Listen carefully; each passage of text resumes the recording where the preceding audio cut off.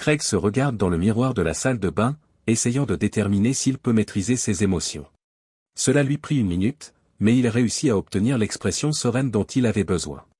Cela va être difficile. Il s'appuya sur le bord du lavabo et regarda la porcelaine sous son visage. Il vit un mince anneau de crasse autour du siphon et le film qui recouvrait le cromusée.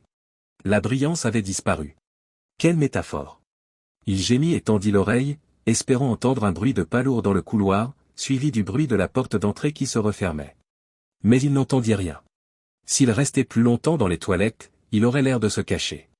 Ce n'est pas possible. Craig se ressaisit, jeta un nouveau coup d'œil dans le miroir et détermina qu'il était assez proche de ce dont il avait besoin. C'est maintenant que vient le plus dur. Craig ouvrit la porte et, dans un petit grincement de la charnière supérieure, il entendit le son étouffé de voix provenant de la chambre. Un peu plus loin, le couloir s'arrêta. Il s'engagea dans le couloir, le parcourut, descendit l'escalier et entra bruyamment dans la cuisine. Il y prit 2 tasses dans le placard, une blanche basique pour lui et la préférée de Ronnie, une tasse en terre cuite. Il alluma la cafetière et sortit du beurre noisette et du lait. D'une manière ou d'une autre, cela ne prendrait pas longtemps. Il fit quelques préparatifs supplémentaires, au cas où, dont un appel téléphonique. Puis il préchargea le document sur sa tablette, posée dans le salon. Il était assis au bar de la cuisine, en train de siroter son café, lorsque Ronnie entra par l'arcade, vêtue d'une de ses nouvelles chemises qui mettait en valeur son nouveau décolleté. Elle portait un nouveau jean bleu très serré, qu'elle utilisait pour mettre en valeur ses nouvelles fesses toniques. Elle avait mis des lunettes, chose rare ces jours-ci, car elle portait généralement ses nouvelles lentilles de contact. Elle s'arrêta dans l'arcade, regardant Craig, et replaçant une mèche de cheveux blonds teints derrière son oreille. L'expression de son visage exprimait l'acquiescement. Craig fit un signe vers la tasse de café posée de l'autre côté du bar, indiquant qu'il voulait qu'elle s'assoie avec lui. Elle secoua légèrement la tête, le regard triste.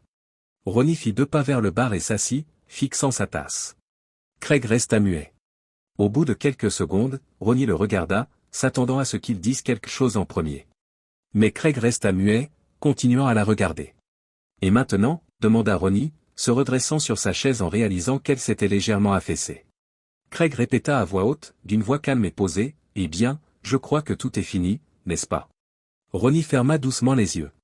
Au fond d'elle-même, elle pensait, « Je ne veux pas que ça se termine comme ça », murmura Ronnie à son mari. « Je peux imaginer que tu ne le veux pas, » murmure Craig. « Mais après aujourd'hui, après tout ce que tu as fait, je ne suis même plus en colère, Ronnie. Je suis juste fatigué. » Elle regarde sa tasse, les courbes de ses seins fraîchement gonflés. Elle tendit les 2 mains et les enroula autour du haut de la tasse, sentant la chaleur apaisante. Craig y avait même mis sa crème préférée. Elle pouvait la sentir. « Ce n'est pas forcément la fin, » remarqua-t-elle. « Je crois que j'ai été un peu twerk, » admit Ronnie. Craig acquiesce. « Mais on peut s'en sortir. » Craig jeta un coup d'œil à Ronnie en silence, tapotant du bout des doigts les parois de sa tasse. « Tu as l'intention de rester ?» dit Craig.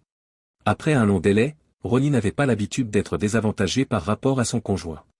Il ne lui avait jamais parlé ainsi. La question la laisse légèrement choquée. C'est une question rhétorique, intervient Craig, alors que Ronnie s'apprête à répondre.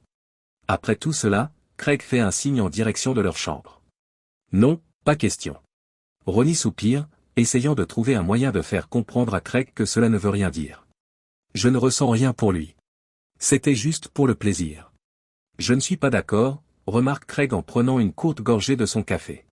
Ronnie s'étire à travers la table pour saisir la main de son mari, qui s'agrippe à sa tasse. Ne me touche pas, lui crie Craig. Ronnie se figea. Je ne veux plus que ta chair tordue et corrompue touche la mienne, dit Craig, essayant à peine de réprimer ses émotions. Presque. Ronnie ne savait pas comment réagir. Elle retira sa main et saisit à nouveau sa tasse, fixant Craig avec tristesse, ne comprenant pas pourquoi cet homme, son mari intelligent, attentionné, patient qui lui avait tant donné, la rejetait de la sorte. Il ne lui avait jamais parlé ainsi auparavant. Elle supposait qu'il aimait les changements qu'elle avait apportés à sa personne. Je n'aurais jamais dû accepter cela, remarqua Craig, ses yeux parcourant soigneusement la partie d'elle visible au-dessus du bar. C'est là que tout a mal tourné. Chérie, nous avons fait ça pour que je me sente mieux, lui rappelle Ronnie. Oh, je suppose que tout a commencé avec ça.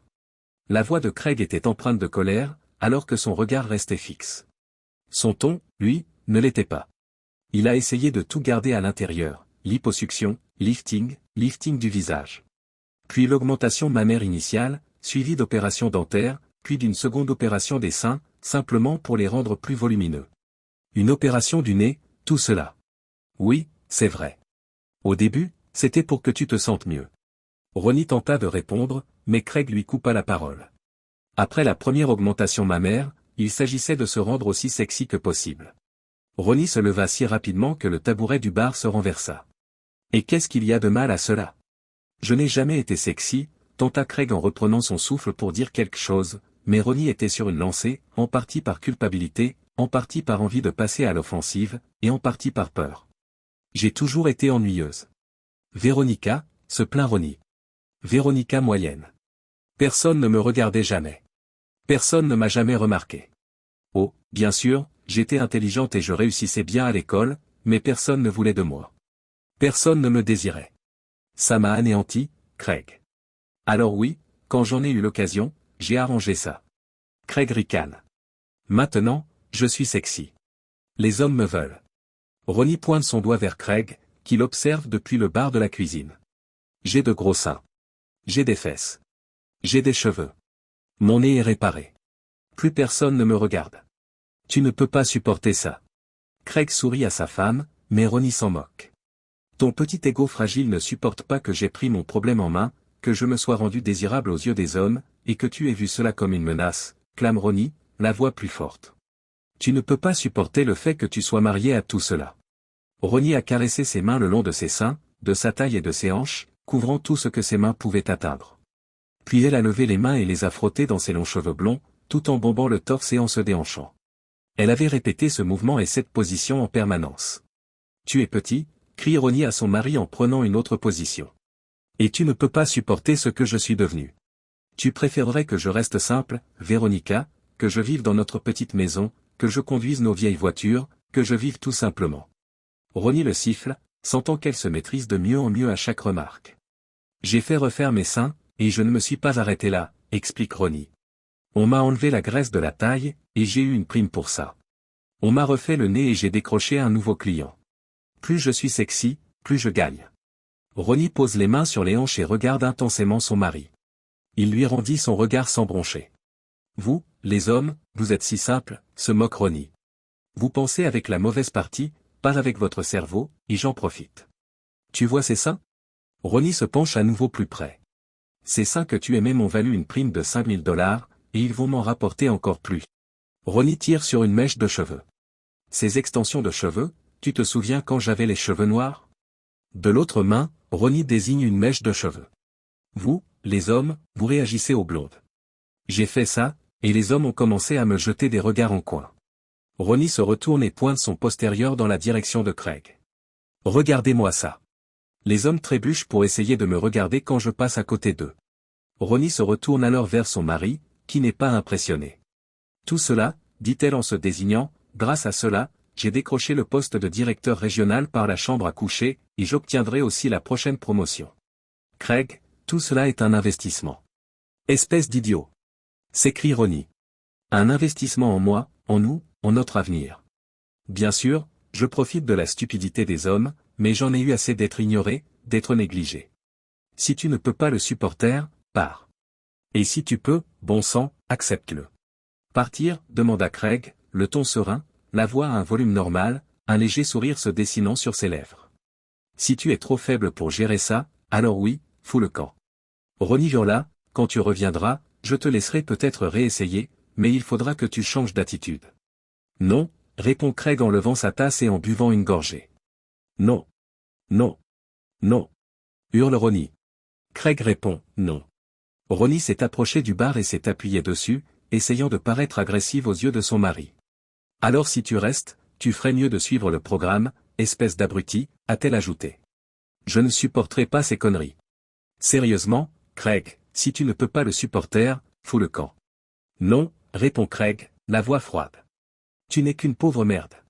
Ronnie lui crache dessus. Enfin, c'est comme ça que ça marche. C'est ce que je fais. Je sais toujours, répondit Craig en buvant une nouvelle gorgée. Les yeux de Ronnie s'écarquillent, et un peu de mousse émerge au coin de sa bouche. Va au diable avec tes conneries. Non, crache Ronnie à Craig. Tu sais à quel point j'ai raison. Je retourne à l'étage et je vais faire l'amour avec ce type dans notre chambre jusqu'à ce que je m'évanouisse. Pour cela, il me donnera une nouvelle promotion. Je gagnerai 15 000 $ de plus par an. J'aurai plus de clients et plus de primes. Craig secoue la tête, faisant semblant de ne plus s'en soucier. En réalité, il ne s'en souciait pas. Au début de la conversation, il avait été désemparé, mais maintenant, il était déterminé. Tu ne peux pas m'arrêter. Ronnie fulmine devant son refus muet. Si tu veux rester avec moi, tu ferais mieux d'apprendre comment les choses vont se passer à partir de maintenant. Non, je ne veux plus être avec toi, Ronnie, dit Craig en posant sa tasse. À partir de maintenant, non. C'est fini. J'ai quelque chose à dire à ce sujet. Ronnie s'emporte. Pas tout à fait, répondit Craig avec assurance. Laisse-moi te prouver quelque chose. Craig s'assoit, respire profondément et s'exclame brusquement, « Vous êtes dans ma chambre à coucher, vice-présidente, vous entrez par effraction. Sortez de chez moi. » Non, il ne part pas. Ronnie fait un doigt d'honneur à Craig. Il s'en va, c'est sûr. Craig hurle en posant ses coudes sur le plan de travail, « Reste où tu es, Eric. » Ronnie hurle en direction de la chambre. Craig prit doucement sa tasse à deux mains. Une fois de plus, Ronnie fixa Craig pendant quelques secondes, ne comprenant pas vraiment ce qui venait de se passer. Puis, après quelques respirations, elle reprit ses esprits. « Craig, ça ne devrait pas être comme ça, » répond Ronnie avec colère à son mari. « Je sais. Je sais que je t'ai fait du tort. Je sais que ça te fait mal. J'aimerais que tu n'aies pas à voir ça, » dit Ronnie en faisant un vague geste vers la chambre à coucher, « mais c'est ce dont j'ai besoin pour avancer. Vous, les hommes, vous réagissez au sexe. Vous devriez le savoir. » Craig fit un léger signe de tête, indiquant qu'il comprenait, même si son expression montrait qu'il ne pouvait pas nier la véracité de ses propos.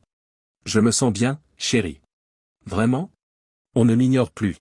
Si je peux me sentir mieux dans ma peau et réussir, alors pourquoi pas ? » Ronnie poursuit. « Pourquoi je ne le ferai pas ? Eh bien, probablement parce que tu es ma femme, dit simplement Craig. « Je suis toujours ta femme. » Ronnie lui a crié dessus. « Je ne ressens rien pour ce type. C'est juste quelqu'un qui peut m'apporter quelque chose. Non, ce n'est pas ça. Non, ce n'est pas ça. Mais maintenant, j'ai décidé d'arrêter d'être patient avec toi, dit Craig en se rasseyant et en continuant à faire des gestes tout en parlant. Je comprends ce que tu veux dire quand tu parles de ne pas être remarqué. Je ne suis pas quelqu'un d'important. Je me décris comme quelqu'un de moyen. Craig le reconnaît. Parfois, cela fait mal. Je suis d'accord avec vous sur ce point. Ronnie croise les bras sur sa poitrine, préférant laisser Craig parler. J'ai payé la première liposuction. J'ai payé la deuxième. J'ai payé pour ses seins. Cette coupe de cheveux, je l'ai payée. Mais l'amélioration de tout cela, dit Craig en faisant un geste décontracté vers le corps de Ronnie, j'ai payé, et je l'ai fait parce que je t'aimais et que je croyais en toi. Même lorsque tu as commencé à changer après la première augmentation mammaire, je n'ai rien dit parce que c'était un grand changement pour toi. Je savais que les choses évoluaient et que tu obtenais ce dont tu pensais avoir besoin, mais mon erreur a été d'être patiente avec toi. Craig a pris un air pensif. Tu es devenu laide. Roi ? Ronnie se moque. Cela a commencé avec les commentaires que tu as faits sur ta sœur à Thanksgiving, dit Craig. C'était inutilement grossier. Elle ressemble beaucoup à toi. Tu n'avais pas besoin de la traiter comme ça. Et quand ta mère a essayé de te parler, tu l'as fait taire. Oh, bien sûr, tu n'as pas harcelé ta sœur après ça, mais tu l'as ignorée et tu ne t'es jamais excusé. C'est son problème, déclare Ronnie. Non, c'est un problème de famille, ose Craig. Tu as blessé ta sœur. Tu as blessé tes parents et tu as continué à leur faire la même chose. Tu as remarqué qu'ils ne te parlent presque plus. Eh bien, ton frère, lorsqu'il me parle, utilise un langage coloré pour te décrire. Il y a longtemps que j'ai cessé de te défendre quand il le fait. Ronnie l'a mis à la porte. C'est à peu près au moment où tu as commencé à me taquiner au lit à propos de tes améliorations. Craig dit prudemment, oui, pendant un certain temps, c'était amusant, mais après ça, ça a cessé d'être de la taquinerie, n'est-ce pas?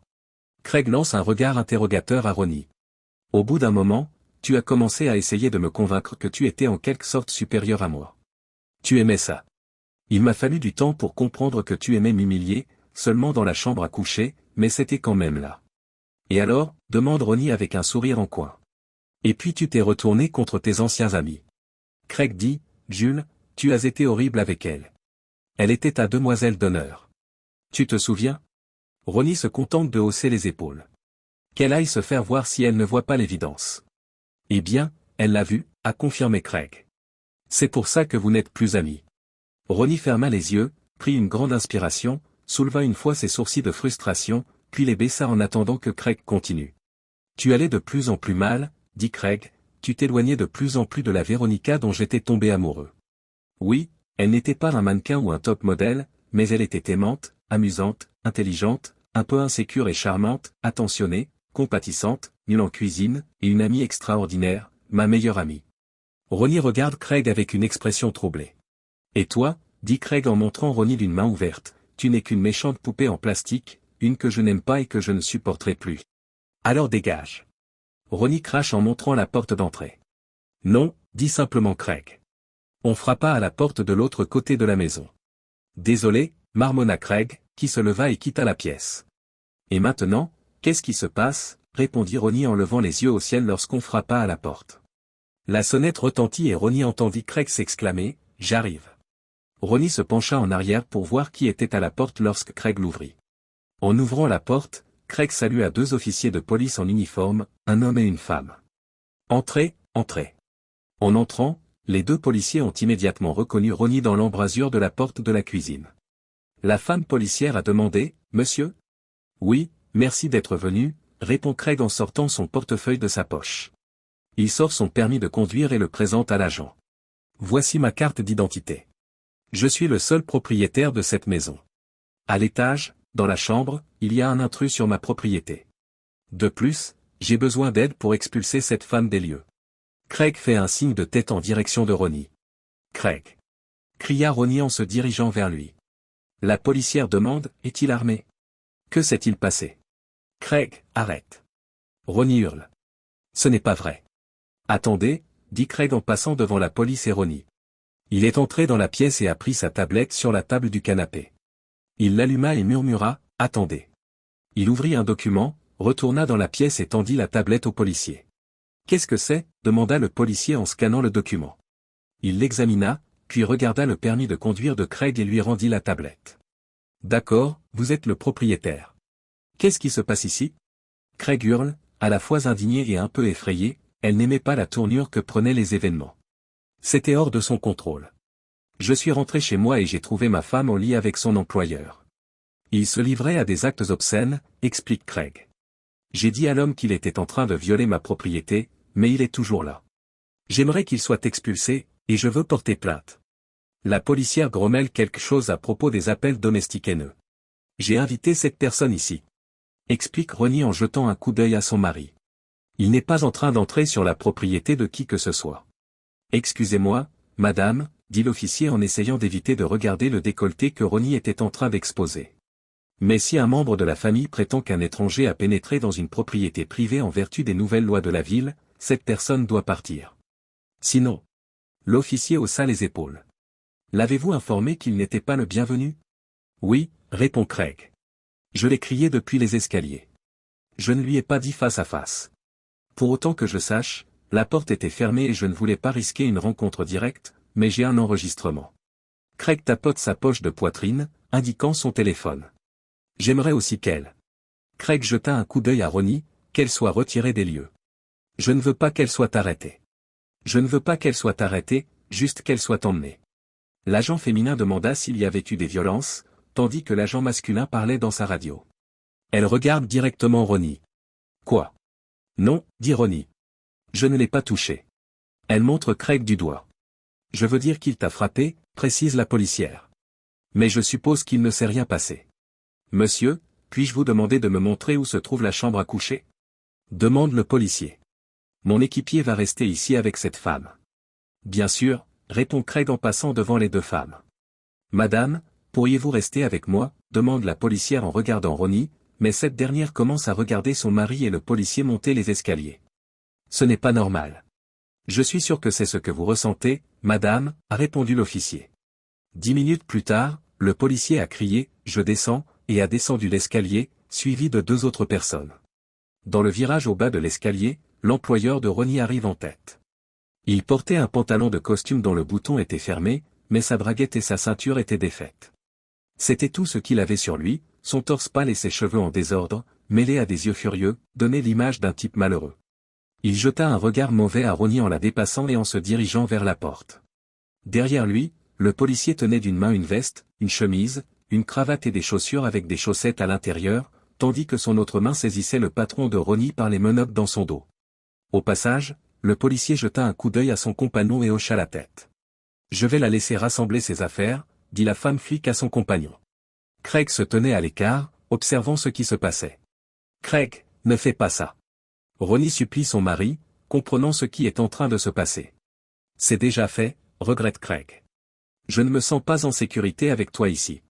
Tu invites des étrangers dans la maison quand je ne suis pas là, et tu me le caches. Ton comportement a beaucoup changé ces derniers temps. Tu dois partir. Prenez vos vêtements et tout ce dont vous avez besoin, et nous nous occuperons des avocats plus tard. » Craig avait dit cela en grande partie pour l'officier, au cas où il aurait besoin d'un témoin au tribunal, ainsi que de son appareil photo. Il pensait que cela pourrait être essentiel. « Craig, non. On peut arranger ça, » plaide Ronnie en tendant les mains. « Cela fait longtemps qu'on essaie de réparer ça, » marmonne Craig, les yeux fermés par les souvenirs qui le submergent. « Ça n'a pas marché. C'est fini. »« Monsieur, pouvons-nous prendre quelques-unes de ces affaires ?» demanda l'officier féminin. Ronnie resta immobile, effrayé, alors que la vérité de la situation s'imposait à elle comme une maladie. « Bien sûr, » répondit Craig. Sa voiture est dans le garage, la nouvelle BMW, pas la vieille Subaru. Elle peut l'utiliser. Hochant la tête, le policier se tourne vers Ronnie et lui dit, « Viens, ma chérie. Allons chercher tes affaires. » Tandis que Ronnie et le policier montaient à l'étage, Craig sortit son téléphone et arrêta l'enregistrement. Il n'était pas sûr de la qualité de la vidéo, mais il était convaincu que l'audio serait superbe. Sans bouger, il a confirmé que l'enregistrement avait été téléchargé au bon endroit, puis il a envoyé des copies par courriel à son avocat, aux membres de la famille de Ronnie et à sa propre famille. Cela n'a pas pris beaucoup de temps. Il demande à son avocat d'alerter les employeurs de Ronnie, mais celui-ci lui recommande d'attendre. Il serait préférable qu'elle conserve son emploi au cas où le pire se produirait et que le divorce deviendrait soudain l'étape suivante. Comme maintenant, Craig. Non. Nous pouvons encore résoudre ce problème, dit Ronnie en descendant les escaliers et en voyant son futur ex-mari. J'ai déjà essayé, dit Craig en remettant son téléphone dans sa poche et en le faisant taire. Je t'ai parlé de ton comportement. J'ai essayé pendant des mois. Au début, tu as écouté, puis tu as arrêté. Et il y a quelques semaines, après t'avoir vu avec ton patron à la fête du bureau, j'ai arrêté d'essayer. Ces dernières semaines, j'ai passé mon temps à accumuler mes pensées à ce sujet. Craig, s'il te plaît. Je te l'ai déjà dit. Tu t'en souviens, s'il te plaît? Craig dit doucement. Vous souvenez-vous du nombre de fois? Allez, dit la policière, immobile, en tenant l'une des valises de Ronnie. Ronnie saisit les poignets de ses valises et, semblant extrêmement perdu, entra dans le garage avec l'agent. Craig resta immobile pendant un long moment, attendant. Il avait l'impression que ce n'était pas encore tout à fait fini lorsqu'il entendit la porte du garage s'ouvrir. La BMW est sortie, puis la porte du garage s'est refermée. Il respira, sentant la tension s'atténuer un peu. Il se laissa tomber dans le canapé et poussa un grand soupir. Puis il sanglota pour sa femme, espérant qu'un jour elle pourrait se libérer de ce qu'elle était devenue. Le café sur le comptoir de la cuisine était froid depuis longtemps.